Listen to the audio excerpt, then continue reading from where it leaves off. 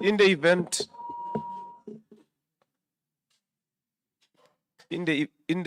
there's a need for you to move around, just watch the cameras so that we don't see your head passing while we are on air, because we are streaming live.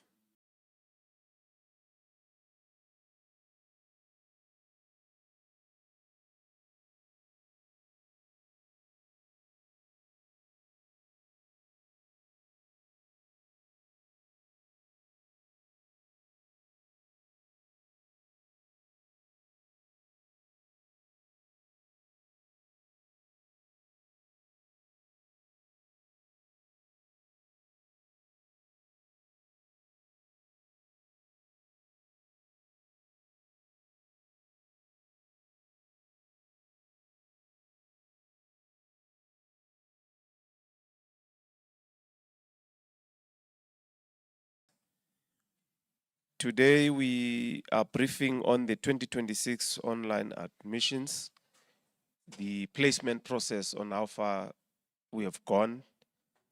And we know that parents have been anxious, so MEC will take us through the update. And also we're going to be updating on the exam process, the National Senior Certificate that we managed in Gauteng. We'll update on that as well. We'll give you an opportunity to ask questions, including those that are online. You can send us the direct messages there. We will be in a position to take all the questions that you will be asking. Let me see.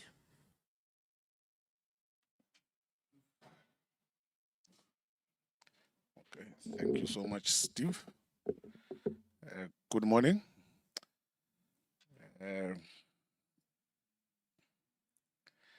Yes, we are back again to give you the update in terms of how far we have gone with regard to our admission and examination.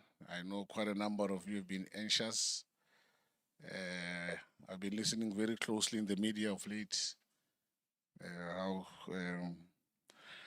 some organizations and obviously parents have raised frustrations as to with the placement.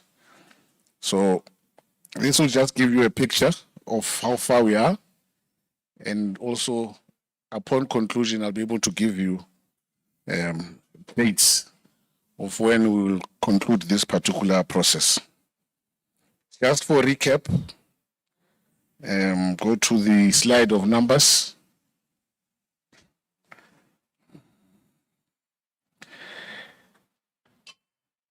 you would recall that we had received 820,350 applications, which is not unique.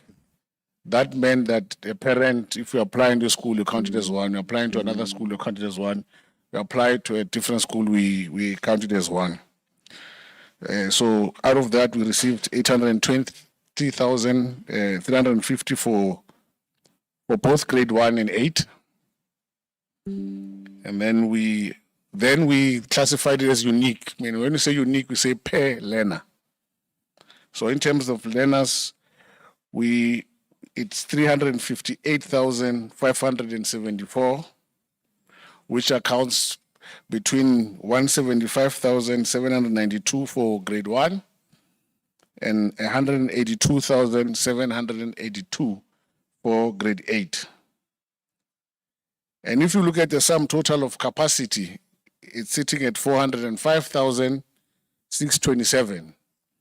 And then you have, obviously, for grade 8, grade 1 and 8. So an assumption would be, then it's easy. Then all our children should have gotten spaces. But just to give you the picture where we are, we have placed 88.7% of the total number of 358, which is 317,988, of which 160,262 is for grade 1, which accounts for 91% of those who have applied, completed applications. And then 157, which is 86% of grade 8 applicants. We are left with 40,586, of which the numbers are clear. 15,530 is for grade 1 that we still need to place, which accounts for 8.8%, and 25,056, which is 13.7%. Now, if we look at the sum total of available space, it says 87,000, which should cover 40,000. That's not really the problem. These spaces that are required are in areas which are oversubscribed. These are high pressure areas in particular districts. And if you understand the population or the dynamic of the geographical dynamic of Gauteng, you'll know that the urban centers were there, but these spaces are mostly in the periphery areas of our province. So because of the movement of the population into the urban center, which is this inner Johannesburg, Ekurhuleni, Tshwane, the metros in particular, you will then have a larger number of requirements for spaces in those areas, and then far less in the periphery, which will then be the outskirts of Gauteng, such as the Western Corridor. So this is why we have this situation of high pressure areas and lack of spaces and the delay in placement. Now, within the same table, I've listed offers which account for 11,666. These are offers that are currently in the hands of parents, and parents have not accepted those offers. And within these particular offers, you will find that a parent or a learner has got 2 offers from 2 schools, and they have not accepted the 2 offers because the assumption is that the school that they prefer, the offer will come up. And that on its own delays us placing other learners as well. So this is what we're sitting with. 11,666 offers have been made to parents. They've currently have them on their phones or on the registration portal. And I would urge parents to really accept these offers. As I go down, you'll be able to see that some of the schools of interest are already they've reached saturation. We can't place anymore. They've reached capacity. So with these offers that have been put forward to parents, the 11,666. After a period of 7 days, we're going to move for automatic placement. So I would urge parents that they should decide, especially those who have got more than one offer made to them. They choose a school that is preferred by them. The delays, the reason why there's been a delay in this year, amongst those is the late submissions of required document by parents, parents provisionally accepting offers, which on its own creates a delay. And obviously, as I've said earlier, when they don't accept, it hoards the space. So it makes it difficult for us to place learners. And also we had to correct the grade 8 applicants, because some of the parents wanted to change home language. And the home language factor, we take it from grade 7. If your home language was English in grade 7, would want to place you on an English home language. But some parents decided that the child has been doing a different home language in grade 7, and they wanted to change the home language. And that also affected the application process. So we had to advise and correct them so that there should be continuity as well. Because generally, it's very difficult for a learner to adapt to a new home language at grade 8. It takes them longer, and it becomes quite a costly exercise, because it means parents will then have to get tutors, will get this and that, so they're able to bring the learner on par with their peers.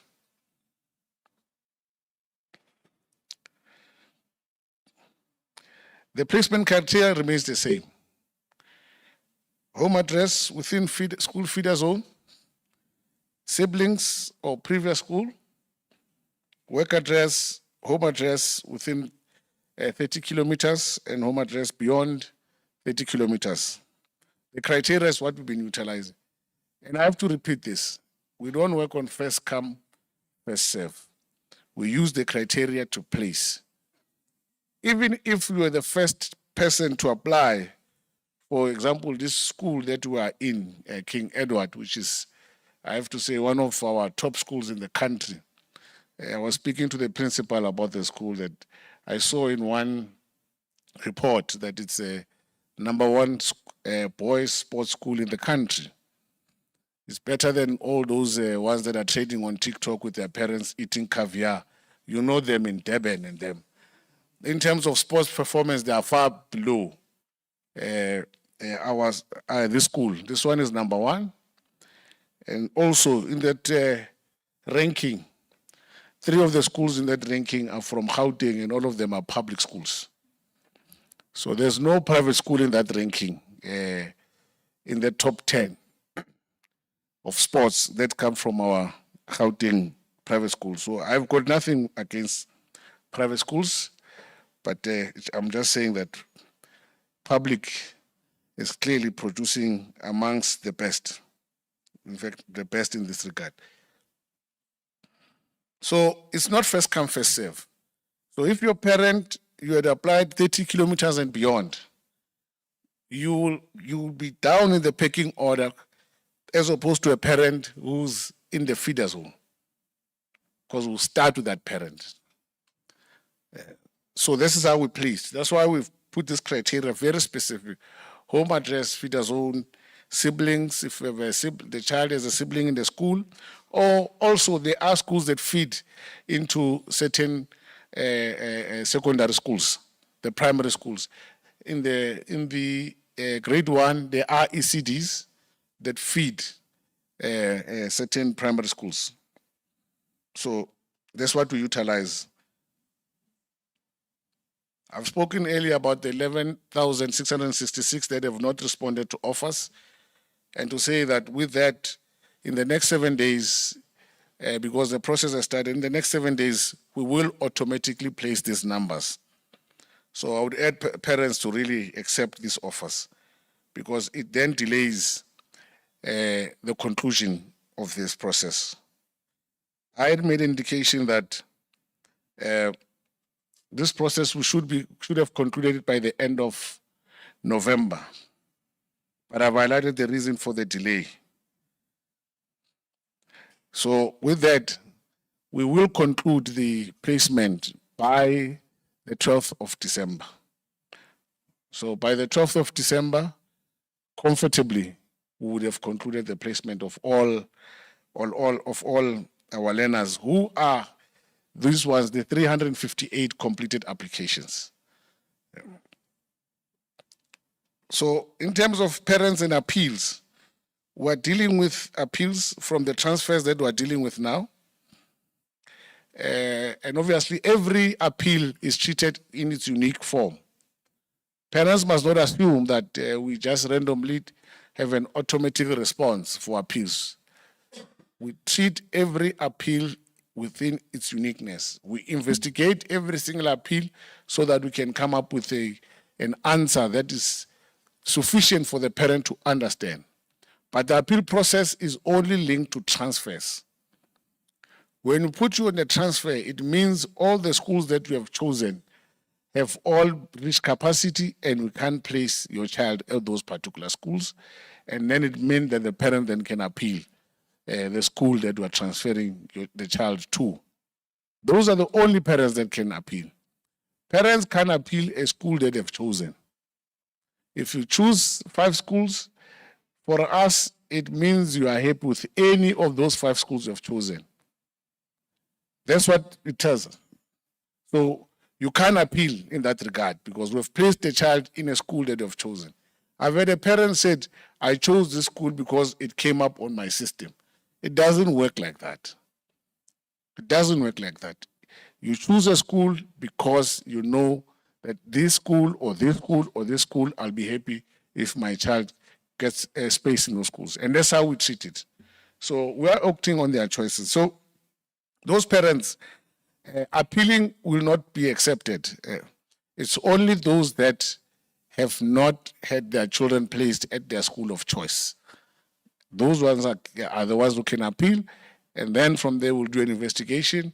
And if we feel that there was an error done by the school, by the district, we then take it back, that issue there, so that the child can get their space in that form. But if not, we then are able to explain that your child was number 201, the school capacity is 200. So we can't, and that 200 that have come in, this is the process. We're able to even put it before the parent to understand that this is the information, so they understand where we are, that nothing unjust was done to them or to their child being denied space in their preferred school. But every appeal will have an outcome, and the final arbiter of all appeals is the MEC, which is myself. Beyond myself, there's no other appeal process. So hence I'm highlighting the level of integrity on how we deal with every appeal, that parents must be rest assured that we deal, or I deal with every appeal with its uniqueness. And I read these appeals. I've seen how some parents write an email to me. There's a process. You can't appeal to me through a WhatsApp because you have my number, or social media. I've had appeals come through my Facebook account. I've had appeal come through my X account, etc., or TikTok. So those are not avenues. And you can't write a direct appeal to me. There's a process that has been highlighted for the parent to follow to get to me. So you can't move and say, I'm appealing this, but yet you have not followed the proper channels for the appeal process. So I would urge parents that they should get well invested with how the appeal process works, and it does get to me at some point. But majority of parents, I must say, they were able to get that appeal process right. So we are dealing with those appeals as they come, so that they don't pile up. We will open for late applications from the 17th of December, 2025. which we should be able to conclude by the end of January 2026 for the late applications. And in this, we'll also urge those with incomplete applications to go and apply. It's not automatically that you have applied. Incomplete applications, they need to apply and comply with the documentation. It's important that they do that. As well as they need to understand, for those who will be dealing with the late applications, that you'll only be allowed to apply at schools that you see on the system. All those schools that are oversubscribed, they won't be there. All of them. All the schools that have reached capacity, you won't see them on the system. So you'll only select schools that are available. And as you select, it's automatic placement. So with late application, there's no waiting period where you must sit and say, we're going to place you. As you apply, you find a school, you get placed there, then it's automatic. Just to give you a brief highlight of how full our schools are. As we sit now, we've got 467 schools that have reached full capacity. Full capacity. Out of those, we've got 247 which are primary schools and 220 which are secondary schools. And some of the schools are extreme high pressure. I mean, for instance, around 7 of our primary schools had received applications of 1,000 and beyond.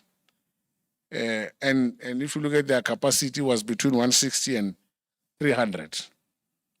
And we've got 140 secondary schools that have received applications beyond 1,000 and above. And some even go to 3,288 applications. So you can imagine one school having 3,288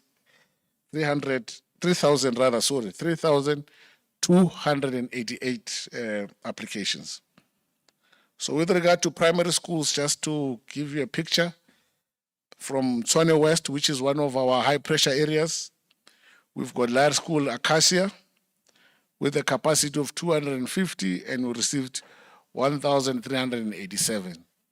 And we've already reached capacity there. 250 learners have been placed. If you go above this number, it means now we're moving towards overcrowding. So these are the top 20 schools, primary schools. Number 20, you can see in Joburg East, Sentin View Combined School. They had 340 applications for 110 spaces, of which that 110 has already been allocated, so there's no space. So in between you can see, and some of the schools you can see in terms of the districts, it gives you a reflection of which districts have a big challenge in terms of capacity. Namely, you can see Tshwane West, you've got Ekurhuleni South, Tshwane West again, you've got there's Ekurhuleni North that also has a problem, and Joburg North, and Joburg East. These are districts which we have a big challenge in terms of space that should be available. So if you go to high schools, you can see Hoërskool Langehoven. It's got 289 spaces, but it received 3,288. So there's 3,000 learners who will not make it into that school. And also you can see it's in Tshwane West. And Ekurhuleni South, you can see Alberton High with 200 spaces, but receiving 2,749 applications for that school. Joburg East as well. Joburg East is where we are. Parktown High with 190 spaces, receiving 2,506 applications. And we do have some of our township schools, because I know there was a belief, there's always an issue around township schools. If you look at Pumlani Secondary, which is in Ekurhuleni South, it's got 450 available capacity, but it received 2,215. Gauteng Secondary School, the same, 400 capacity, 2,209. Gauteng Engineering School of Specialization as well, 320, 2170. So even some of our township schools are currently now have reached capacity. In fact, in some of our districts, Joburg East and Ekurhuleni North, most of our township schools have reached capacity, if not all of them, as we speak now. And maybe just to add a bit of news around Gauteng Engineering School of Specialization, it won a gold award at the public administration. Is it? Public? Yes. Yes. Yeah, best administration in the country. Contesting with other institutions. It's not schools. It's not the teacher awards here. We're not speaking about teacher awards. We're speaking about awards with other government institutions, other departments. It got gold as the best service delivery institution in the whole country. Further, we've got our ROS team that also won the Innovators Award, defeating all these innovations that have taken place for our multi-certification program, as well as the principal of the school also received bronze as a best public leader in the country. So that shows that we're doing a lot of work in our province. But as you can see, the numbers speak for themselves, that there are schools that will be that are oversubscribed. So to mitigate this, we have implemented multiple strategies, but key amongst those, of course, you know that is the delivery of mobile classrooms to elevate pressure and create classroom spaces in some of our schools. We've also continued with our self-build program, which in the past we've constructed over 3,799 classrooms. The figure, don't worry, I don't think it's 2.5 million. It's 250,000 at max that spaces that have been created by 3,799. And currently we're in the process of building 1,745 additional self-built classrooms. So majority of this 1,700 will be concluded by the end of March, which is around 1,300 or so plus.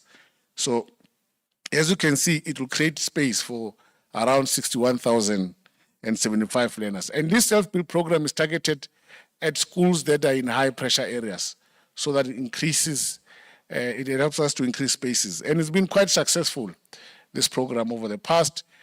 So we continue to rely on it, because we then give schools the responsibility to build these these classes. And schools have really come on board and complied, because they also see the necessity and the importance of actually getting this program to work as quickly as possible. One thing I will lament is the pace of municipalities in approving plans. I have to be honest, municipalities have been quite a bit of a problem in this regard, because if a private developer comes and says he wants to build an estate, they approve those plans very quickly. But when a school comes and says, this is what we want to do, I have to say it here, it takes forever. I don't know why, but clearly they've got their priorities wrong in that regard. So municipalities, we have been having an engagement with them around this, that look, you have to prioritize this, because it's pointless to build an estate, but there's no school. You know, you need a school before. In fact, if we're doing things right, we're supposed to build social infrastructure first before we even bring this residential area. But we're doing things the other way. They're doing, in fact, not us. Municipalities are doing things the other way around. They're starting with residential areas. And that's why we have high pressure areas. It's exactly because of that. A space where there used to be 8 houses, they've bought that property, demolished those 8 properties, they've built high-rise bit. Now that property houses 300 families from 8. And then the school remains the same school with the same capacity. So that is one of the reasons, one of the things that has created problems for us. We have built 13 satellite schools, which now, obviously, these are mobile schools in the previous academic year, which is this year, 2025. And we also have 13 others that we are currently concluding, which they will be concluded by the mid next year. I'm saying all of them, but some of them will be concluded will be up and running much quicker. And the reason why there's slow pace in this other 13, again, the municipality is a delay, is the ones that are delaying it. And I have to put it to that you know that the problem with us delivering some of our projects, municipality delays us with connection for electricity, connection for water. They take forever, slow pace of approving some of our plans. So this is where we're having the biggest challenge. We would have long moved and concluded many of our projects, but we are not moving because they don't want to approve plans, they don't want to approve SDPs, and they don't want to give us occupancy certificates. Actually, in some areas, in some schools that have built, that are ready for occupation, the municipality said to me, for us to give you an occupancy certificate, you need to build us a road. It's not my competence to build a road. And when we've done calculations to build what the municipalities want for them to give us this occupancy certificate, it will require 165 million, which we don't have, and which is not fair. Because our role is to just build schools and sustain schools. We are not responsible for the road outside. That is the responsibility of the municipality. They are the ones who are collecting rates and taxes to build and sustain those infrastructure. So it cannot be us. They are the ones who are accessing municipal infrastructure grant. It's not us. We get grants to build schools. So some of the requests by the municipalities are quite ridiculous. So, but however, we're still speaking, we're still finding each other. Eventually we will, because they also realize the pressures that are coming in from their side, from the public. So the numbers are there. Just to conclude, the numbers are still there. For those parents who had forgotten their password, as you log on in the system, you will see the part of forgot password. Follow the prompt. It will advise you how to go about so that you can change your password and your details so that you can access the system and check if there's been any placement offers or there's been any automatic placement or any transfer of that in that nature. So I would urge parents to do the same. Our helpline is still the same, the 0800 000 789, and our WhatsApp line, 060 891 0361. And please note, because during the admission process, there's always high traffic volume. So I would appeal to parents for patience in that regard. And if they are not happy, the district offices, they're available. I've heard parents complain that they're not receiving joy at our district in some instances. I can assure you, parents, go there now. You will see that there's a change in terms of how districts officials are treating this matter because they know. So, Batupili principals still subscribe, they are aware of that. So our 15 district offices are available for parents to go to if they need more information, if they need more update, or they need to know how far the application process is around their child. So I urge some form of proactiveness from parents in that regard. So the numbers are still the same. Our social media pages are still there. You can utilize them to communicate, as well as our website. I'll run through quickly around the NSC examination period. As you're all aware, this year we had one of our largest cohorts in the province, which is 192,745 registered candidates, of which we also had one of our largest full-time full-time cohort, which is 144,246. So this is the largest number we've ever had in our province to write the national senior examination. And I want to applaud the team for really running a credible, extremely credible process. It was not easy because the cohort was bigger within our examination centers, which are 1,040. And you will see that we've put every measure that policy subscribes. We've followed it to the latter. We've had chief invigilators in every center, invigilators and monitor.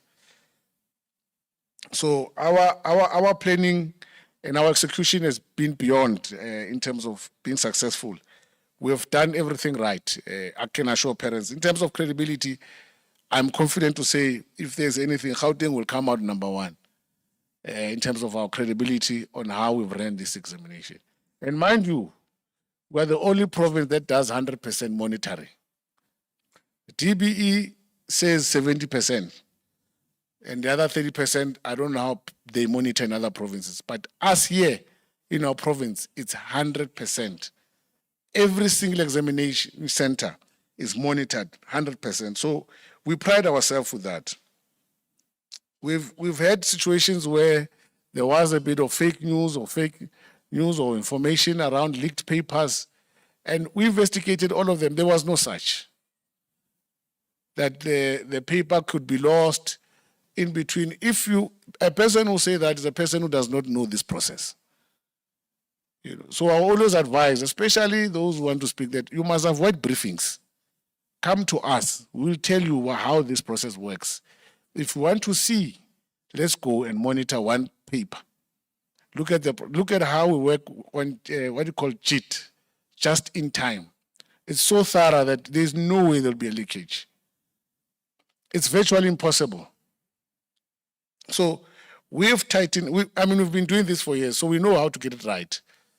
So in our province, we've been quite successful with that. So in terms of support that we've done overall in the examination period, we've had learners who fall ill in between. I have to flag that.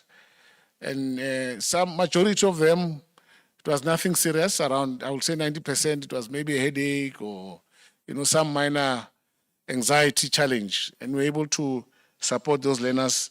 And all of them, they were able to conclude their papers. And those that could not, we have also advised them that they need to give us those medical certificates before school closes so that they'll be eligible to write in the next round, which is around June.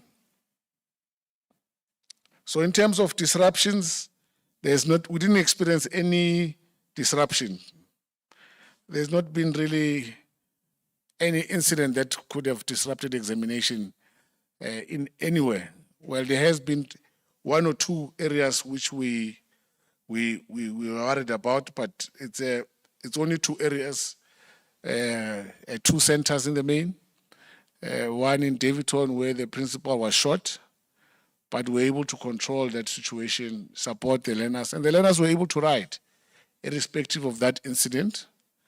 And then obviously we had one learner that was doing grade 12 in Westbury who was then arrested for gang violence, currently being charged with a murder of 2 people in the Westbury area. But besides that, examination was smooth across. There's not been major incidences. And those who tried to bring crypt notes or cell phones were using super scanners, and they were very effective, those scanners, to ensure that they don't bring cell phone or smart watches, etc. So those incidences, we never really had any major which can really constitute a disruption at all. So the process has been quite smooth.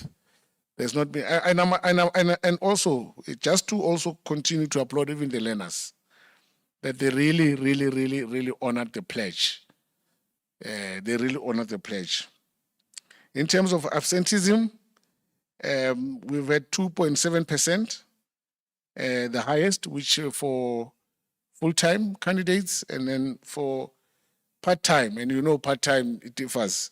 So the part-time range from 10.5 per session to anything around almost 60% for some of the subjects. And these are part-time candidates. These are people who work. These are people who have gone back and said they want to complete their national senior certificate. So it was quite difficult to really control this group of learners. But in terms of full-time candidates, the highest where we had an absenteeism was 2.7 in one session. So it has been quite good. So that shows that 97% of candidates have always consistently attended and wrote and completed their exams. But obviously the concern would have been the wasteful expenditure, because then we would have printed papers and they would not have come to write, especially for part-time candidates. I've spoken about the incidences that have taken place, the concerns, but besides that, everything has been smooth. I'm quite confident about the results this year. The marking sessions have started. The early marking session began on the 24th of November with 5 marking centers that were utilized with 1,243 markers and 191,461 scripts that were marked across these 9 exam papers. And that process was concluded on Tuesday. On Tuesday actually began the full marking, where we have 9,400 markers, which we have trained already. We've done that part. In 832 exam assistants have been appointed as checkers to ensure that marks are correctly totaled and entered on the mark sheet are correct. So this shows, here I'm just showing that that's how thorough we are as a province in ensuring that everything that we capture is correct. And this is expected to be concluded on the 12th of December, 2025. And then obviously the capturing by 15 of December. So in terms of the results, we've captured all of them. The SBAs, PAT, and oral marks have already captured, especially through the early marking sessions. And then the whole marking process obviously will be concluded by the 15th, and the capturers standardization will begin as well from the 13th to the 21st of December, and will be concluded with Umalusi on the 22nd of December. Announcement, we will be announcing our results. The national result will be announced on the 12th of January, and then the provincial announcement will be done on the 13th of January. I want to appreciate the Telkom Foundation for coming on board, giving us a venue and hosting and prizes for our top learners. It will be hosted in Centurion on the 13th of January, where we'll be honoring our top students there. So in terms of key dates, it's Umalusi will release the results to DBE on Friday, the 9th of January. Monday, the minister will announce the national results on Monday the 12th. Tuesday, it's us as provinces, Gauteng rather, 13th January. And learners will receive their results statements also on the same day. And then for rewrites, for those learners who don't make it, or maybe want to upgrade 1 or 2 subjects, the registration will be closing for May and June examination on Friday, the 6th of February. And for those learners who don't make it, it's not the end of the road. They must know that there's other avenues available for them to conclude the examination and actually get that national senior certificate, which is quite a credible certificate internationally. I know many don't believe, some don't believe, naysayers, but our certificate, the NSC can get you into Harvard University or any other internationally recognized top university in the world. So that's how credible our National Senior Certificate is. So you must never listen to anybody who tell you that this certificate is not worth its paper. It's more than worth its paper. It's an important step for any child as they embark on their future. So I want to congratulate them as I conclude for really the 12 years that they've spent in school, their commitment, and the ability, their determination to see throughout these 12 years. Not easy for any person. All of us who have gone through this path know that it has not been easy, and they've actually pulled through. They're here now, and all I can say that on behalf of our province, we'll also wish them well as the results come out, and also wish them well in their future. Thank you.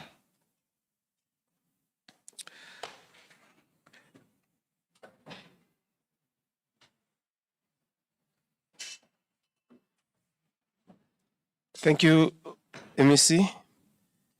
Ladies and gentlemen, we are moving to Q&A. Like as we have indicated, those that will want to ask, we will also take those questions. I think we need to move the mics.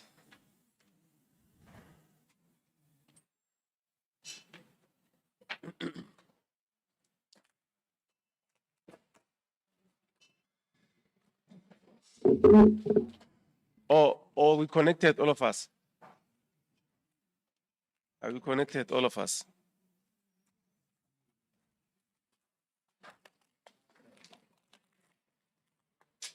Yes.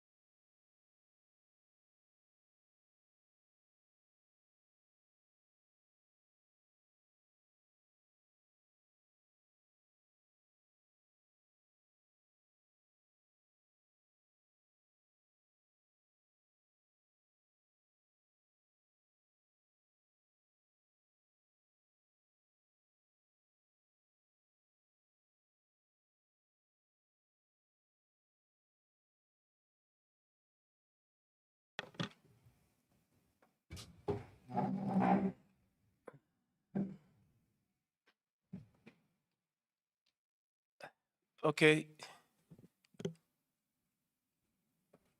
By raise of hands, I'll take you in that order and we introduce ourselves.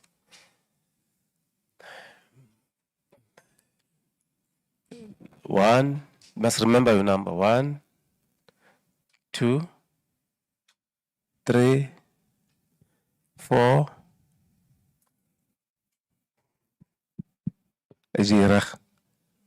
Good. So, I mean, I ended at what? At 4, ne? Yeah, let's take the first round and we'll see on how we go. So, on my left, I have Matome Chiloane. She's heading admissions. And on the extreme left is Maple.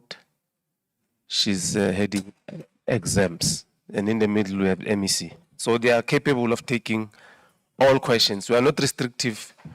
The department is here. You can ask us on all questions, because I know some of you have your questions outside what we're presenting. We are welcoming all questions. Thank you, in that order. Good morning. My name is Slu Molamudi from Kaya News. My first question, MEC, is does the department have a contingency plan should you not meet your 12 December deadline? I know you mentioned the 7 days that will come after that, but should that 7 days still not be met, what is your contingency plan? My second question is we saw a spate of a lot of bullying incidents this year.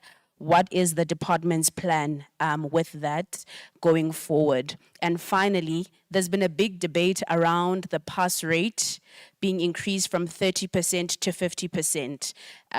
What is the Gauteng Education stance on that, and how feasible is it? Thank you.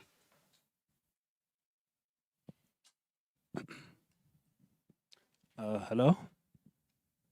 Good morning. My name is Cliff from Chakaranda FM News. Just two questions. Slu already covered part of it, but in January, you normally see long queues at schools, you know. Maybe talk to us about contingency plan for January, particularly for parents who would not who have applied, those latecomers.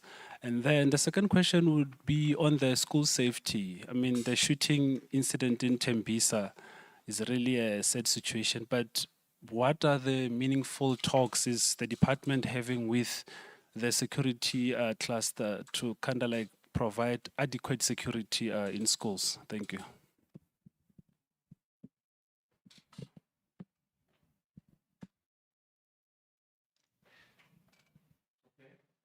Okay. Morning, everyone. Shonim Timkulu from ENCA. So maybe my first set of questions is just for clarity. In terms of the appeals and the objections, again, just for clarity, is that an internal process that's done by people within the department? Yeah, so just that. And also, are there appeals that are generally overturned? I know the MEC was explaining how that whole process works. Is there a chance that parents will actually get whatever outcome that they were hoping for? Or is it just a process to sort of go through the process and to say you are doing the process? And then in terms of the incomplete applications and the non-applications where there will be that process that is opened at the beginning of the year, do we have an idea by chance of how many? Is there a way to quantify really how many people you think have either not applied altogether or incomplete applications, given the fact that we've seen those numbers and we always see these numbers where the numbers are concerning in terms of like the space and that sort of thing, and there are a lot. Then my next question is just in terms of the Westbury teen, well, he's not a teenager anymore, he's 20. What happened to him in terms of the exams and when he was arrested? Because I think he was arrested on the Tuesday when the exams started, that first day. And then I think he appeared in court on the Thursday when the English paper was written. So, and then that process has been happening. So do we know what has happened to him and what would happen to him?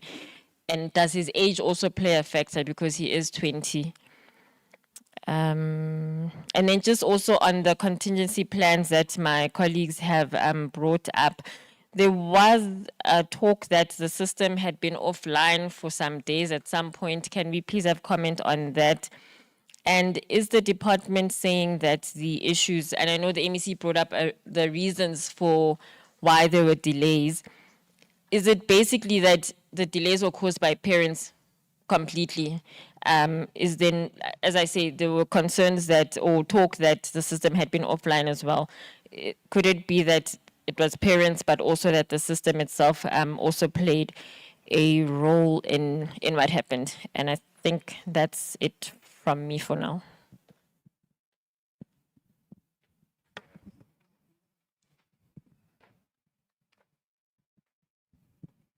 Good morning, my name is Karine. I would just like to know, schools informed parents that they must submit their documentation to the schools beforehand and at open days and then apply online. Okay, they didn't hear. Just repeat the first part. Okay, sorry, I'll say. Oh, in the media house. Sorry? Oh, I'm from AfriForum. I'm not from a media house. Okay, so I'll just start my question again. Schools informed parents that they must submit their documentation at the schools of their choice beforehand and at open days. And then when the online system opened, they must then submit their application there as well. So a lot of parents were under the understanding that when they were registered at their school and they registered online, they will have place in their school of choice. But now there's a lot of parents that still haven't received any placement information. So I was just wondering about that arrangement from schools and from the department. Was there a lack of communication regarding that? And then I would just also like to ask about the online system. There were claims that the service provider wasn't paid in full, and that contributed to the placement problems. I would just like to know what is the situation regarding those claims. Thank you. Okay, we'll come back. Let's give the panel an opportunity to respond. I think MEC, you'll take the questions, but I think Ms. Port will assist you on the 30%. You'll assist on that one, and the Westbury teenager, Mema Tonsela, long queues in January, late registration, those figures, and the system being offline. So I think you will assist on that one as well. MEC? Yeah, that's fine, Steve. Thanks. What I'm gonna not answer, I will take over. In terms of contingency, the 12th of December is our commitment to the public and to the parents that we will be done. In fact, the number that I've presented here is from yesterday. As I speak to you now, we've even moved beyond the 40,000. We are less now because parents have accepted, so there's more offers that have gone out. So we are confident of really getting to the 12th of December. If there anything that can delay, can be an appeal, and that would be parents that would have appealed. But in terms of placement offers, we would have done our part, because remember, we say we've concluded when we have offered you space. That is the minimum. So when we have given you space, then this is when we tick the box that a space was offered, because a space to us is linked with our constitutional obligation of ensuring that a child of school-going age has an opportunity to attend school. So that is a minimum. So hence we are committed to the 12th, that by the 12th of December, all the remaining number that I've highlighted or spoken to of here, the 40,000 odd, they would have received placement offers. So in terms of the acceptance is where it's a different thing, because they might not accept an appeal, create a bit of a delay, but we'll conclude it as well. So that one I can assure the public that we will get to that the 12th of December. And in terms of one just linked to that is which one is this? The late application, the same. Late application it includes incomplete applications. The 40,000 plus that didn't complete the application, I think it was around 45,000 or something, if memory serves me right. They're going to have to also begin that process again. That process of applying. So that on its own is one. And also those parents who appear on day one at our schools, especially those who want grade 1 and grade 8. Going to the school is a waste of time. 1 and 8 is done through the system. Simple. So even if a parent decides, I want to come here to King Edward, you're going to be bothering the principal here. Because the process is go to the system, apply there, you'll find a school that is available, and that's where you go. So I know some parents decide to say, I'm going to go to the school and insist and demand. It doesn't work. It doesn't work. So I'm urging parents, especially for grade 1 and grade 8. The in-between grades, yes, you can go to the school and you can go to the district for support. So in terms of contingency, we can only anticipate, but we have seen on average the number of learners we are getting, and we know when do we get the most numbers in which grades. But in most cases, on average, I mean, for instance, this year, we got around almost 25,000 on day one. So those are 25,000 kids. We don't know. We didn't plan for them. We're not expecting them, but they're at our doorstep, and they needed to be placed. And this year, if we are honest, we managed it much better than other years, because by the end of the first week, the second week when we conclude the 10 days, the lines in districts were even far less. We're almost done with most of those lines. So we managed it correctly. So we always anticipate based on the data. That's why we use the system as well. System tells us this is an area where most people are. So automatically we know that in this area there will be a greater demand even on the first day. So we were able to plan and anticipate that situation as to where should we get these learners who come from this area, where can we transfer them or point them to get schools, and also the distance. And we also do provide support as well in some instances of scholar transport, if it's possible in the area. So we always anticipate, we know, because we've been getting these numbers consistently every year. So we do anticipate it. So we always have that contingency plan in place of transferring or sending parents to particular schools based on where they are. Appeals do get overturned, yes.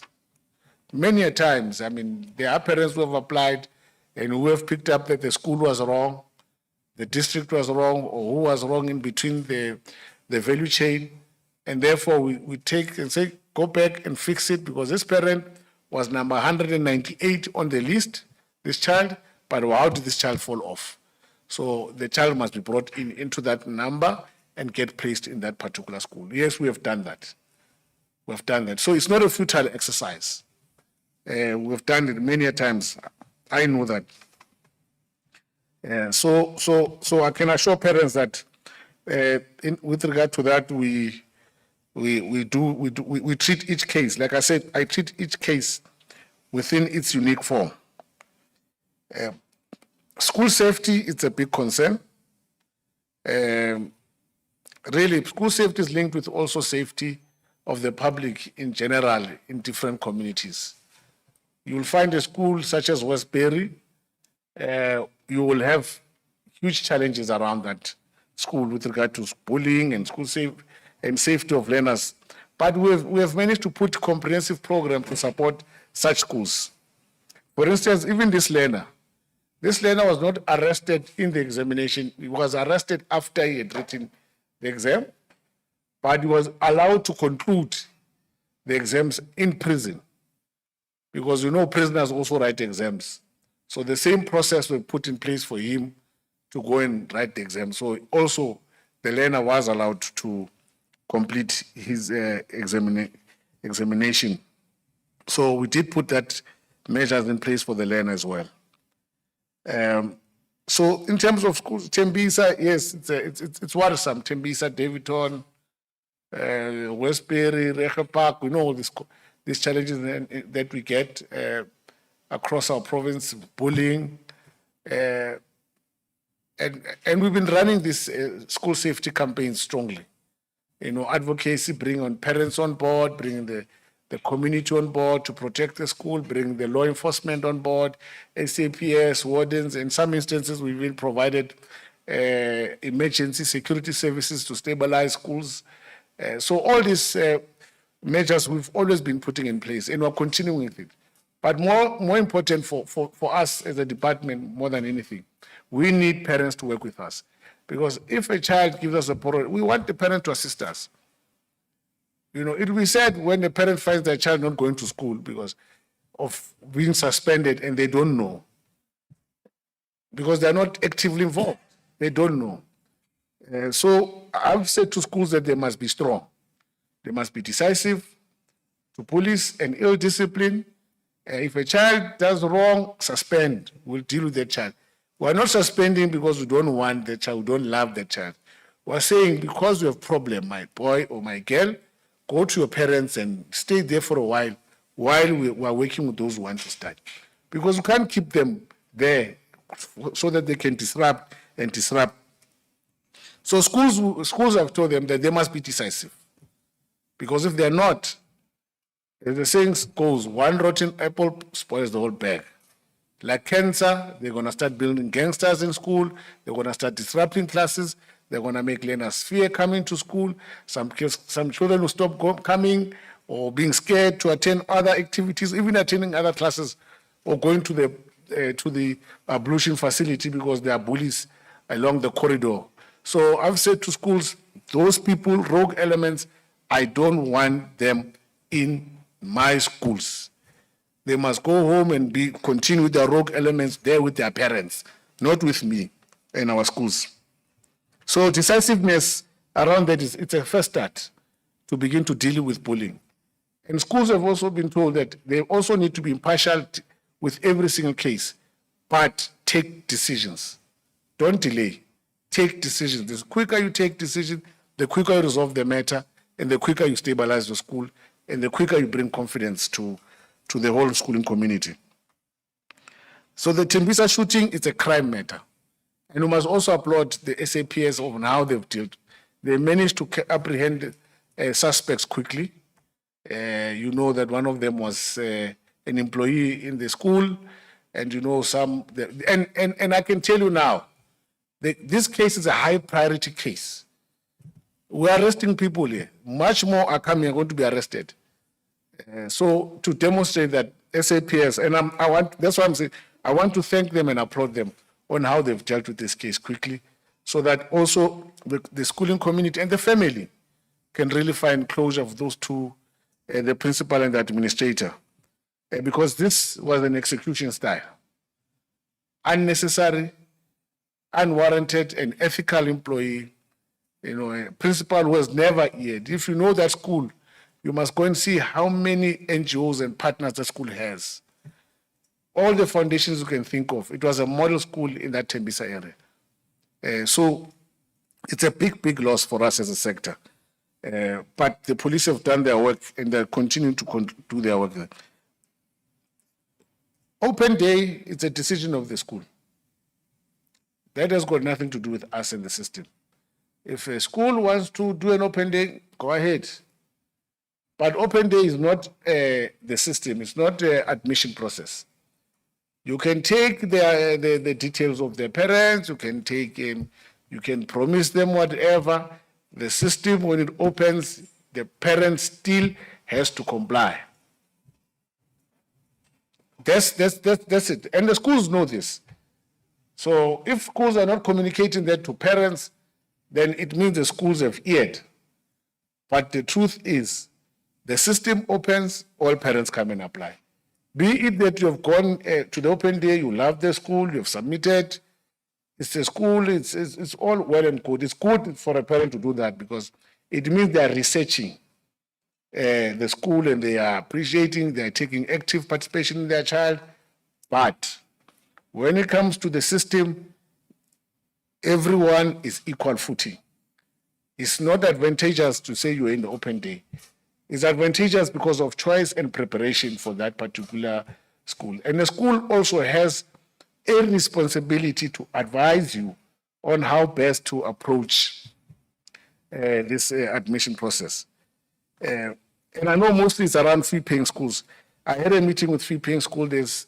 There are some regulations that we are going to review in terms of how best to ensure we support fee-paying school so that they're able to also get the parent population or learner population that will also assist the school as well. But in this regard of the system, it's fairness, equal footing for everyone.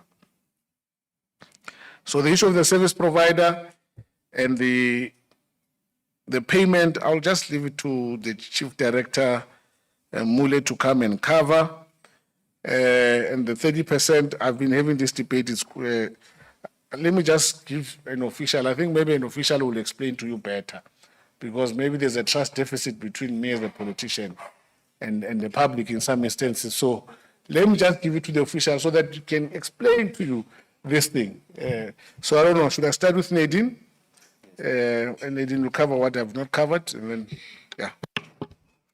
Thank you, MEC. Good morning to the members of the press here this morning. The debate of whether it's 30%, should it go up to 50%, is still in its very early stages. When making a decision of this nature, you have to understand where has the education system come from. Will you be able then to compare performance going forward when you make such a change, and also what impact will it have on our learners? If you go and look at the senior certificate that was implemented prior 2008, we worked at 30 and 40%. 30% was usually for a standard grade subject, 40% for a higher grade, and if you failed the higher grade subject but you got above 30, you still passed the subject on the standard grade. Now, having said that, it's a little bit more complex than just getting 30%. To just achieve a matric certificate, an NSC certificate, a candidate requires 40% in the home language and 40% in 2 other NSC subjects, which can include life orientation, and then 30% in the remainder. That's just your basic matric, NSC. So you can't just cruise along and just get 730s and you get your matric certificate. It's not as simple as that. Then the pass requirements in use differentiate appropriately across different candidates and where they're going in their careers. So depending on the level of your NSC pass, the standards and the requirements increase. So that was just, as I said, that's just for your basic NSC qualification, that example I gave there. When you start looking towards a diploma pass, now you're no longer looking at only 3 subjects with 40%, including life orientation. Listen how it changes. It now goes to 4 subjects with 40%, which one must be a home language, excluding life orientation. So you see how the standard goes up as you go towards the diploma level pass. So no longer can life orientation feature, your home language stays there, but plus 3, which now makes it 4. Now let's go and look quickly at the degree pass. At the degree pass level, the standard goes higher. You need 4 subjects with 50%. So you see how the system is differentiating across those different levels. So it's not an issue of 30%. When you get up there to start going diploma to degree, we're no longer talking 30% anymore.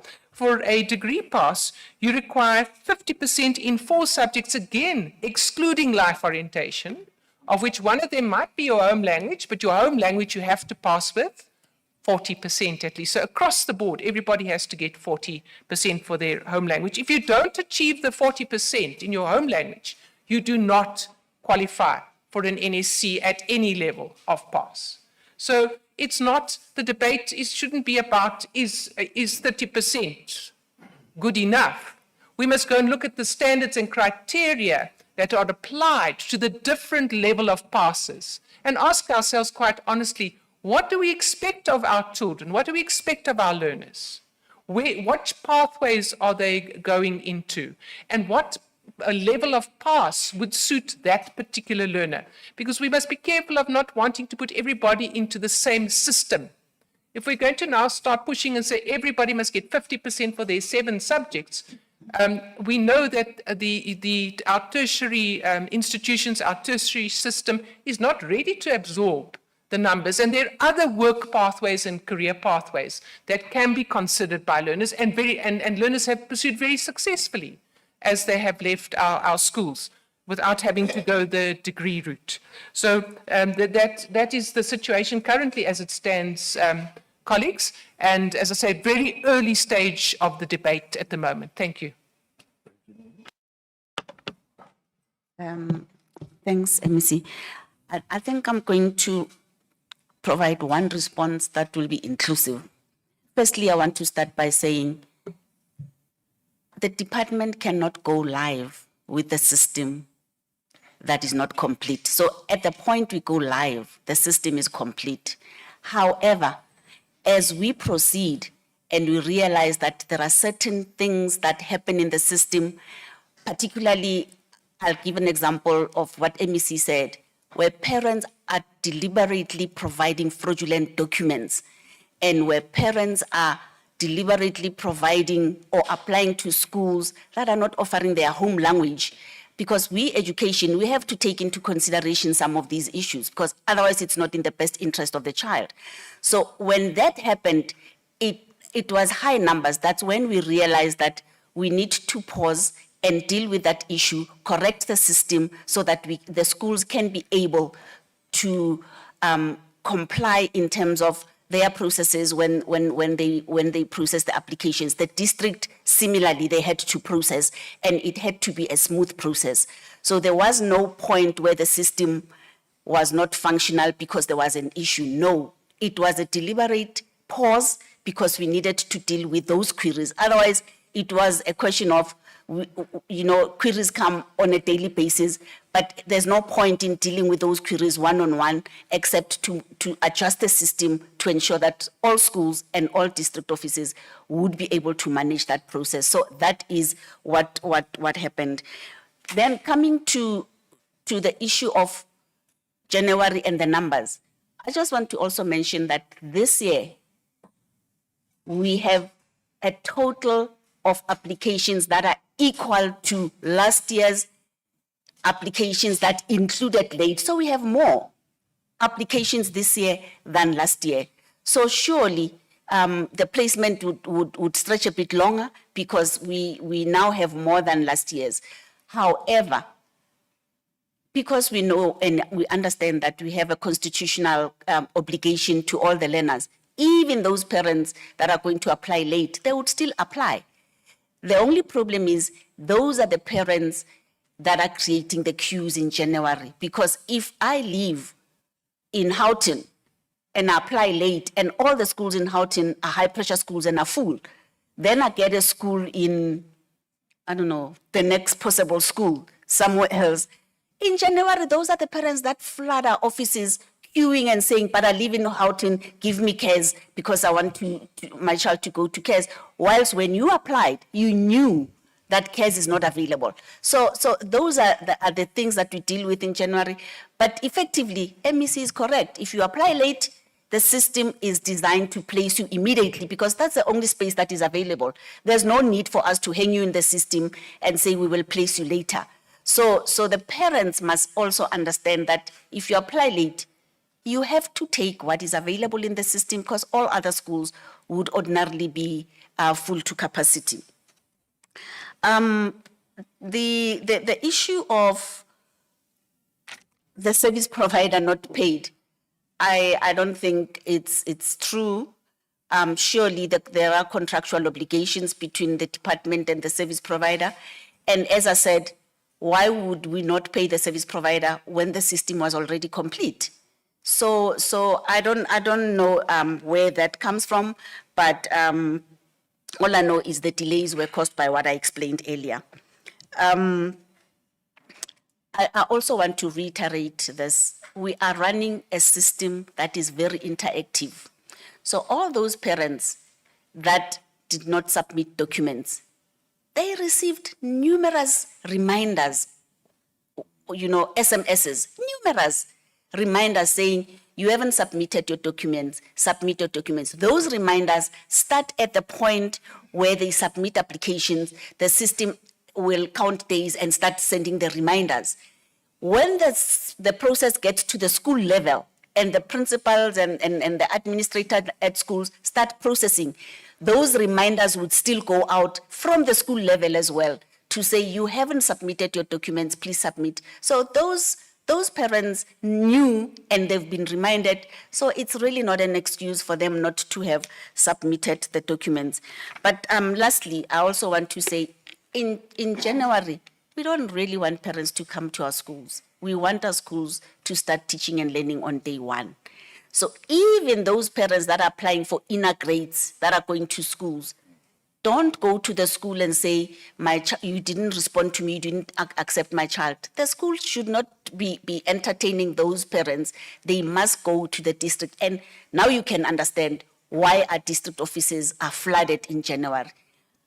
And our experience with those parents is that parents applied to CARES for grade 8 this year. The school is full, they don't get placed. Next year, they come to CARES, they apply for grade 9. But CARES has all those learners in grade 8 that need to progress to grade 9. CARES says, my school is still full, I can't take you. They come back the following year for grade 10. So for us, it's a question of school hopping. So parents must not school hop. If you placed, must know that the school that was your preferred school is full, and it will be full throughout. And remember, at a certain point, MEC would have said to the principals, give us additional spaces so that we can place more. So those schools, even though they were full when we close up admissions, somewhere they get even extra learners. So as they progress, those numbers are still there. So parents cannot hope for inner grade placements in the following years when they couldn't be placed in the entry grade. And I think that's quite important, so that we allow the districts to deal with parents that come in January and for whatever reason their children are not placed. Then we can deal with those. But those that are placed, please accept your placement offers and stay in those schools so that we can progress. Thanks. Okay, thank you very much. I'll take the second round if we do have, and also go online and just scan through some of the questions that are here, MEC, because it's chock-a-block here. There's many parents that are interested, they're online, they're asking questions. So I think I'll take a few of them so that we can respond. Number one. Number two behind you, Hloni, behind you, number two, and then you'd be number three. And then I'll take my online questions. Okay, in that order. Start this side, Neria.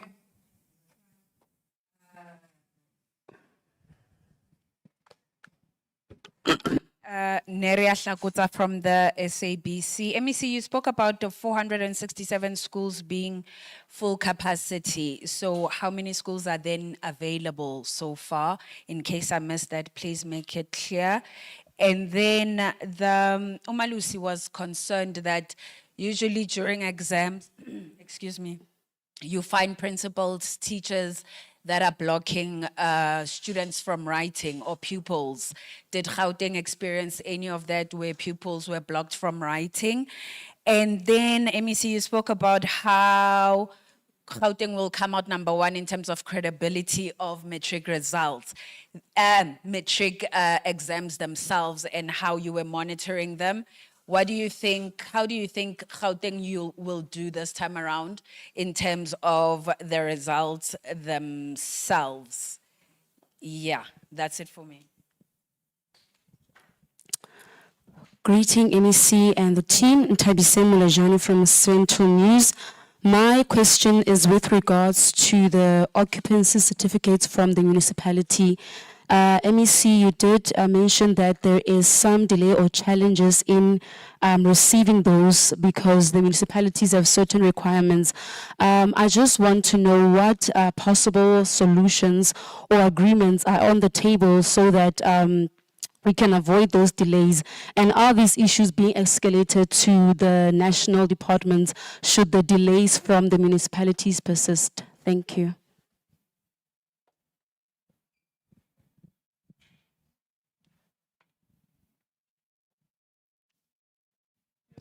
Okay, I'm Shonim Timkulu from ENCA again. Just on the MEC raised issues about the municipalities and when they approve plans and the slowness in that versus for private developers approaching the department. And you said you are talking to each other and you're still finding each other. Just maybe in terms of what you mean by you're still finding each other, and also how sustainable is that situation given the big issue of migration in Gauteng, where the municipality is taking a longer time to approve plans that would be very important in terms of school and allocating schools and that sort of thing, versus the speediness to approve plans for private developers. And then just my second question is just in terms of this online process, we keep going through this every year. Is there a chance that the department could start the process earlier in the year? Okay, they were taking notes. Then let me go online so that we balance the equation and we are not seen to be unfair. But forgive me online, we're not going to take all the questions. Some are comments which we will interact with you through the system. There's an indication there that the system is not updating when schools have reached capacity. So I think we need to attend to that. They're saying the system is not updating them when schools reach capacity. So you will respond to that. They also need, they're saying township schools are overcrowded. And the parent says, I declined the transfer offer, only applied to one school where she's doing grade R. So I think you need to address the issue of grade R.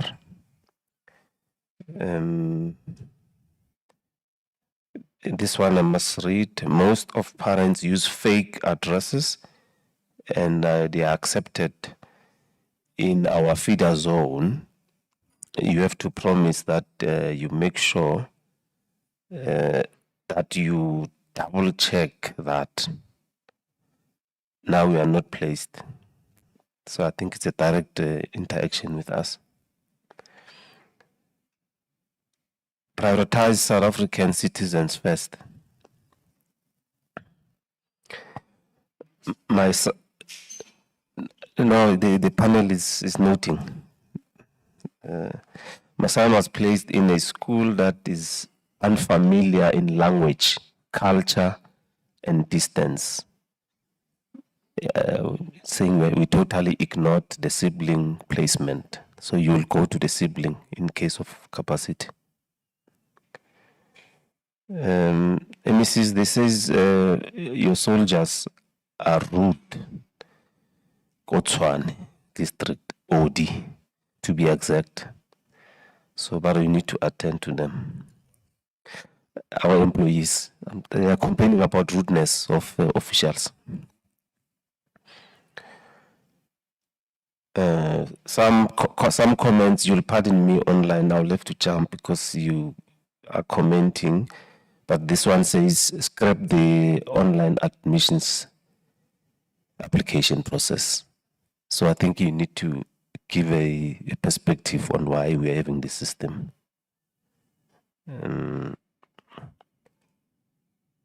Yeah, this one is prominent because I saw two of these comments. My child has been transferred to an African school and she's attending, where she was attending is English, his home language.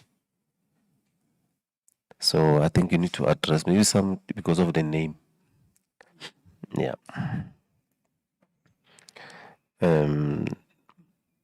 This one is just a complaint. We're not supposed to mix this with the examination update. But we're now about last space. I think, yeah, generally, yeah, grade R is prominent. I think we just need to re-emphasize on that. And South African citizens. Yeah, or this one, let me read this one.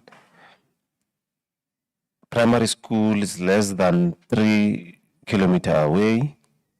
Work address less than 3 kilometers away. How the child is not placed. Now, the last one. A school within 4 kilometers, it's not in the feeder zone of this parent, but one that is 14 kilometers away is in the feeder zone. How does it work? Maybe need to expand on how the feeder zone is. Yeah, I think There's many. The interest is huge. I think generally, let's, in our response, try to allay fears. Or the other one, which is important, they're saying, what happens if on the 12th, the date that MEC has announced, their children are not placed? Then what?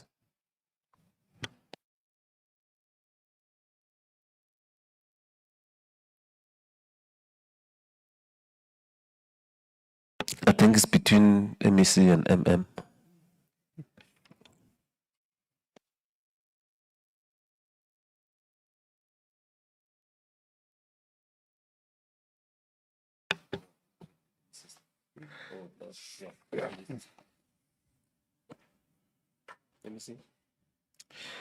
Okay. In terms of schools that are available, I think you'll just you'll respond, Chief Director. Around blocking of learners, it's only one candidate that in our province, only one that, and we were able to intervene, and the candidate was able to write. So just one in our province. Our monitoring, like I said, 100%. 100%. And I'm saying we're the only one in the whole country. So they know my colleagues in the whole country. South Africa, all of it. Gauteng is one that does 100% monitoring. I'm still waiting for my counterparts to really meet us on this one of monitoring. In terms of outcome, look, our learners gave their best shot. I'm confident that they'll do well. And I'm confident they'll do well for themselves, their schools, their community, and the province. So in terms of percentage, I can't speak to now. My ideal percentage is 100%. I want all of them to pass. Because that's why we teach children. We teach them to pass. We don't teach them to fail. So I'm hoping that all of them go through and begin the new journey in their lives. So we're almost at the tail end. I think we can wait another 2-3 weeks to wait for results. So I'm confident that we'll do better than what we've done in the previous academic year.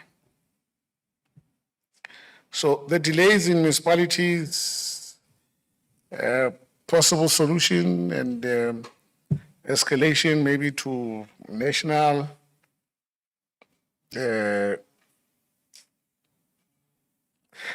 With that, the solution that we're proposing for municipalities is to let them give us create a unit. I mean, education is one of their biggest clients of any municipality. We're a very big client of any municipality. They get most of their revenue. If there's a client they get revenue from, it's us. So for me, it's normal that when you are dealing with a big client, even in a bank, if you are a big client, when you enter the bank, you don't enter even in the same door as everyone. There's a special door for you because of the size of the client you are. So municipalities must appreciate that education is a huge client for them. And with that said, they should create units that deal specifically with education issues, ranging from buildings to municipal services to any other issues that are relating to our school. And this is a proposal that I've put forward in the IGR to the mayors, that give us a unit, design a unit that deals, you can say government, if they want, the other, but specifically dealing with education. Because they're switching off, sometimes they switch off our water, they switch off electricity. So it would be good if City of Joburg can have a dedicated office that deals with this big client called education in this province, or the City of Tshwane. So that is one key solution that I've put forward to the cities, that let them create that particular office. And that office, I'm confident that, I'm sure most of the issues that we raised, whether it's a building approval, SDPs, etc., it can be done because it will know that if it comes from this office, it comes from a big client. It must get priority. As to why they prefer this estate residential development, maybe for them it's an assumption of rates and taxes because, of course, if you've got more houses, it means you get more money from that in that respect, and it's good revenue for the municipality. But still, their biggest client, I can tell you now, if they have to make it into individuals, education will be amongst the top 3, if not the biggest, because of the infrastructure that we are responsible for. You know, if you're looking at about 2,300 schools, it's a lot of nodal points where they get revenues. So we are a very big client in terms of to the municipalities. So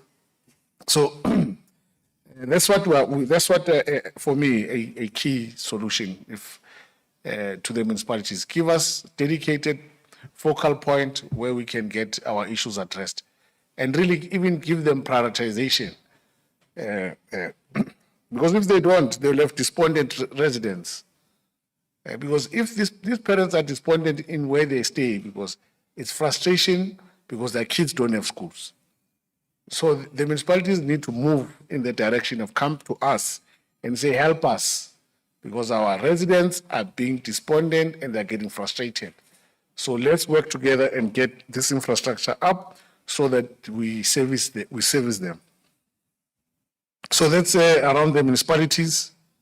And also, obviously, the pace is important. I mean, we're dealing with a case now in one of the schools that I want it to be up and running, Lufereng, which was one of our top schools last year. Now, the movement in construction of that school is delayed by the city. On a simple matter to say, this land, which belongs to Gauteng government, does not belong to GDE. I mean, for us, that thing is immaterial. You know, GDE is Gauteng government. You know, it's not a parallel, a different institution. It's the same. It's one unitary government. And they don't want to give us approvals. They say, no, that it must be written, the land ownership must be Gauteng Department of Education. So they just, I'm saying they're just being difficult in some instances on very trivial matters, because it doesn't matter. It does not mean if it's written GPG, we're going to pay for it. We're not going to pay for that land. It's our land. We're taking it for free. We'll just transfer it, you know. Those are some of the things. That's what I'm saying, that municipalities, they just become difficult and necessary, including this one of expecting us to build their roads. We're not going to build their roads. In fact, one municipality asked us to build them a reservoir. They said, no, build us a reservoir, we'll give you approval. I mean, that's almost extortion, I can put it that way. You know, it's been 30, municipalities are paying 30% now with schools. The school is ready, we want to bring children, we just want them to connect to say, no, build us a reservoir. What? It's madness, it's not gonna happen. Anyway, it's not our responsibility. Anyway, so these are some of the challenges that we have with the municipalities. Coming to starting earlier, I agree with that. We'll start earlier in the next session. This year we did start a bit late, but next year we are more than ahead in terms of the planning. We'll start far earlier so that we conclude this process much quicker. So we'll do that. In terms of the online questions, we're noting the feedback of saying the system must update if the school is full. It does. It doesn't update. It does, but I know what they are talking about. Okay, you'll deal with that one. Township schools being overcrowded. Obviously, it's expected because obviously our townships are one of the areas where quite populated. So yes, there are some that are overcrowded, but we're dealing with this. Remember, overcrowded should be linked with space. So with all our mitigation strategies that we put in place, self-built mobiles, we are able to really put our learners adequately in all classrooms. So we do deal with this aspect of overcrowding. But also overcrowding must be understood in proper context. In a school, you'll find that it's got 3 home languages or 4 home languages, whatever. Now, you have a Zulu class, you have a Sepedi class, and you have a Ndebele class.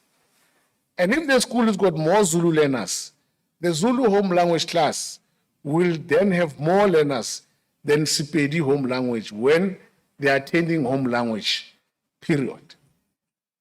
And then you have some person who comes in and runs into that Zulu classroom and takes a video. The school is full, overcrowded every day. No.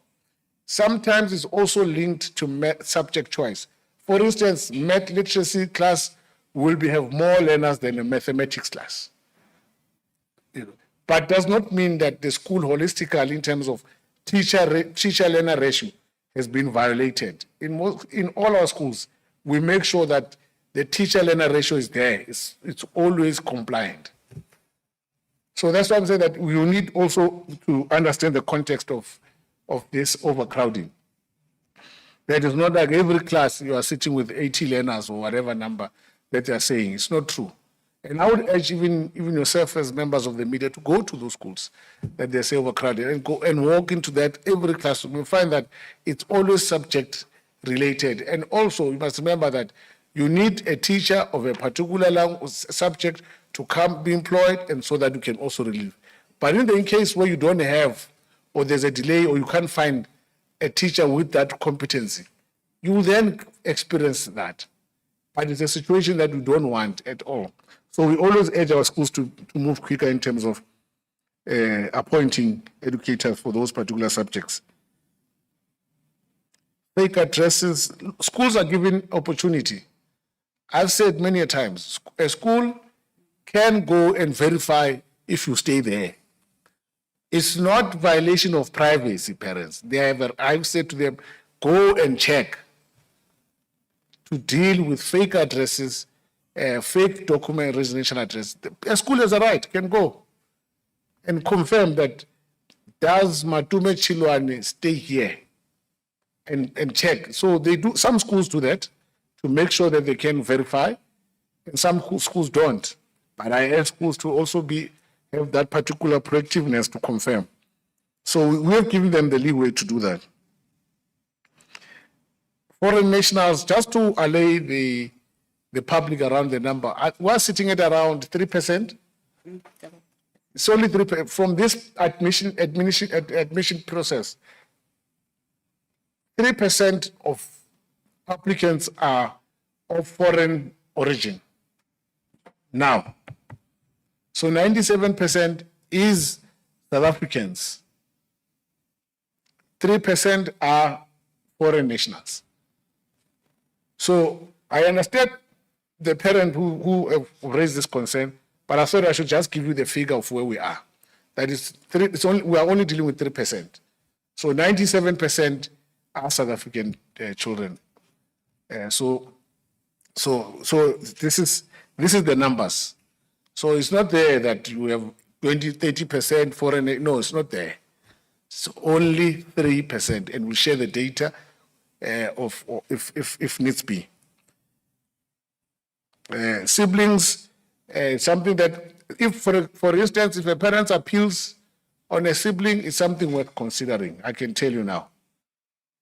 If a parent appeals that my child is this one, is here, I've applied, and there's a sibling, it's a very strong factor because we do understand the economic challenges that are facing our parents. I mean, it will not be fair for a parent to drop a child here and go and drop a child there, and it's financial sustainability as well. So we do look at that. I've received such appeals, and they've received a positive review from myself. The conduct of Tshwane employees, we'll look into it. I know Tshwane have been having problems in that area at some point, that there was a march, they blocked, they held the district hostage. So maybe there's something there. I must just go there. I told the senior management that I'm going to do this do my own study, what you call this, mystery shopper. I'm going to apply mystery shopper, arrive there with a taxi, enter there with a sporty, they will not see me, no glasses, enter my overall, and just need help. And I know, fortunately, I'm not popular, so they will not note me. So then I will be able to see if they are rude, who's rude, what is the problem. So I've told them I'm going to do that, especially next year at the beginning, dealing with the lines. And I've already started doing some unannounced visit to some of the district offices. Scrapping the system is not, look, scrapping the system, I can tell you parents, we are dealing with 400,000 of you with 2,200 schools or 300 schools. Can you imagine the lines? The population of Gauteng has grown. It's not the same as year 2000. It has gone double from what it was to what it is now. It has grown and it's still growing. So if you think it's going to be tedious for you to get just a form, imagine if Langehoven had to deal with parents coming. It will mean that it has to set up a department just to deal with the forms of 3,000 parents who will literally even disrupt the school. It will be a mess. It will be chaos. What about parents who work? What are parents who are sick in hospital? But they're there, who need to go to the doctor? You know, so this system is so convenient. You know, it's so convenient. And it is also has a high placement percentage. Our placement percentage of parents who are happy is 90%. 90% of parents are always happy with the placement. Obviously, then we'll have this 10% that we always transfer because of spaces of schools of choices. So I hope that 90% would always speak for us, but they don't because they are comfortable. So we are always dealing with the 10% who create a perception that the system is not doing its job. No, it's doing so well. 90% of parents are happy, it's convenient, anybody can use it, and we've also removed the first come, first serve because it is also part of the problem. So if we remove it, no school will take place during the application process, I can tell you. You will have lines, and you would know that before we introduced the system, parents used to queue for days. I mean, that's quite inhumane. A parent must go and work for their children. They are not at work. They are sitting there in a queue. I know some business people who are having some brides and selling there, but still, it's not right. It's not right. So this system is convenient. And I'm just saying, just imagine if it was not there and 400,000 parents or 800,000 are at schools looking for spaces. So scrapping it is quite difficult. It's not even on my mind currently as the MEC. You will respond to the Afrikaans English transfer, primary school, not placed, and the 4 kilometer and feeder zone, I think you will clarify it, that one. Okay, let me just hand over to the Chief Director. Thanks, MEC. I think it would be difficult and incorrect to say at this stage how many schools are available, because remember, every minute placements are happening and the schools get full. So I think at the point where we come to the end of placements, then we'll be able to say how many schools are available, because that will be a definite number. But at this stage, it's a moving target, so it would really be difficult to say. The system that is not updating. Remember when MEC was presenting, MEC showed the number of parents that are sitting with offers. So if a school has, let's say, 10 spaces available and 10 parents are sitting with offers, that school is not full because those 10 spaces are not filled. The parents are still sitting with offers. So that school will not update its status to the school has reached capacity.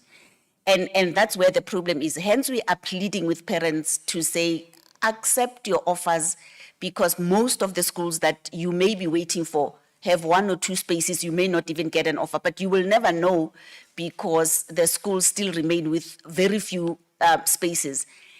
And if a parent sitting with 2 offers decides to take an offer in another school, the second offer appears as a space available in that school. So that school can't show as reached capacity. So that's where parents don't see that the schools that they're waiting for have reached capacity because of the parents that are holding on to the offers and not accepting.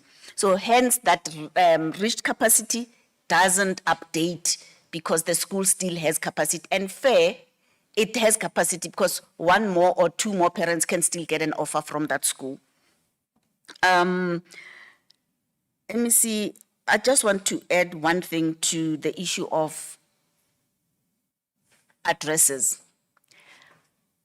In high pressure areas, as residents, we've also got into a situation where we find it easy to go to the police station and make an affidavit and say, I'm living with this person, knowing very well that you don't.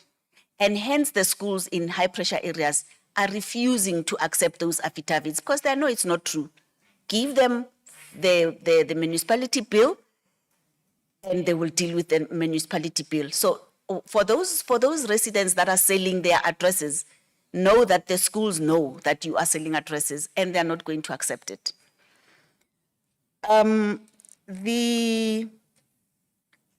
The learners that are transferred to African schools or to a school with a different language, don't look at the name of the school. We have schools that could have a particular name, but they are dual medium schools. So when you see Wonderboom, you think Wonderboom is only Afrikaans. No, Wonderboom might be offering Afrikaans and English. So don't look at and I think it's that because the system is structured such that you cannot place a child in a school where they are not offering the language of teaching and learning for that child. It just blocks that placement. It shows you a pop-up message that says language mismatch. So it's just not possible. And lastly, the issue of 4 kilometers versus 30 kilometers or 3 kilometers, I think as parents, we also need to take an active role in the activities that are happening in our schools. Remember when feeder zones were structured, it was an official process and a legal process where the MEC published the draft to say to the public and the parents, make your inputs. So that draft was published as a gazette, and eventually there were consultations all over the province. The MEC did the consultations, then finally the gazette is out. So we cannot question the gazette now when we had an opportunity to have made inputs. But also we understand it could also be the fact that I was not there as a parent at that time and it didn't matter to me. But let's understand the feeder zone issue is a legal process that is gazetted. So it's not something that we can change overnight. It has to go through the process. Just the last thing is the question of how do we know or how are we certain that on the 12th all learners will be placed? I can guarantee you that after the 12th, it's only parents that will be waiting for their responses on appeals that will be left with their appeals being responded to, but every learner would have ordinarily received an offer of placement. Thanks. Oh, the issue of grade R to grade 1. I think MEC, even in the last briefing, you clarified the issue of resources, that in the province, we are looking at the issue of making grade R as an entry grade. However, it's something that you can't do overnight because you need to ensure that you have resources to do that. One of the issues is that we have primary schools that do not have grade R classes at all. They don't even have space for grade R. So to put all schools on an equal footing, we are working on ensuring that those schools that do not have grade R can have an alternative for grade R, so that when parents apply, we're going to start the entry grade as grade R. So this is the last year where grade 1 is an entry grade, but from 2026, grade R is going to be an entry grade. So we are addressing that. But at this moment, all learners will go into the school, as primary school, entry grade as grade 1, so that we can also look at managing the resources and ensuring that all schools can access grade R capacity for their learners. Thanks. Okay, thanks very much. I think we are done. The grade R, when she says 2026, she means when we open for applications in 2026 for 2027, we will be working on grade R as in the entry point, because we know legislatively that's where we are starting as per the act that was amended.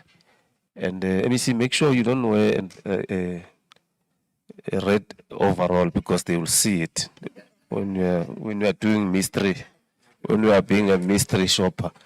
Ladies and gentlemen, thank you very much. Thanks.